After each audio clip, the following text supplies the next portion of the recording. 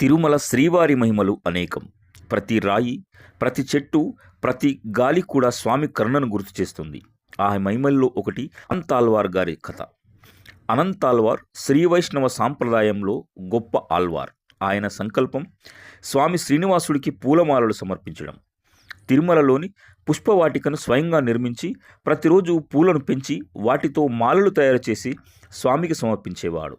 ఆయన భక్తి కఠినమైనది, నిజాయితీతో కూడినది. స్వామి సేవలో ఎవరూ సహాయం చేయకూడదు, నేను ఒక్కడినే చేయాలి అని ఆయన నిర్ణయం.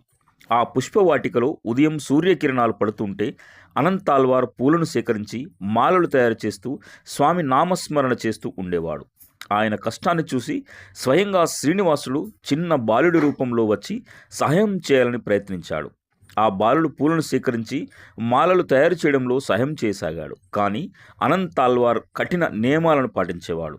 నా సేవలో ఎవరూ జోక్యం చేసుకోకూడదు అని కోపంతో ఆ బాలుణ్ణి మందలించాడు. ఆ కోపంలో చేతిలో ఉన్న గుణపంతో ఆ బాలుణ్ణి కొట్టాడు. వెంటనే బాలుడు అదృశ్యమయ్యాడు. తరువాత స్వామి ఆలయంలో దర్శనమిచ్చినప్పుడు ఆయన నుదుటిపై చిన్న గాయం కనిపించింది. భక్తులు ఆశ్చర్యపోయారు.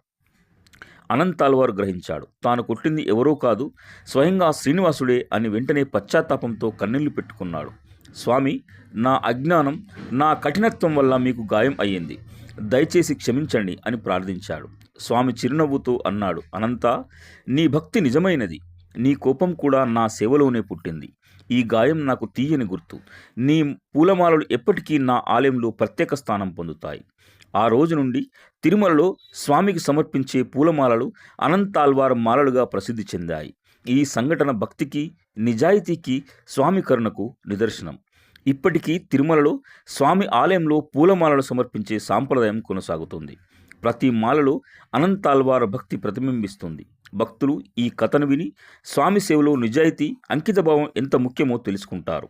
శ్రీ వెంకటేశ్వర స్వామి భక్తులందరినీ ఇలాగే కాపాడుతూ వారి సేవను స్వీకరిస్తూ చిన్న తప్పులను కూడా క్షమించి కరుణతో ఆశీర్వదిస్తాడు. నమో వెంకటేశాయ.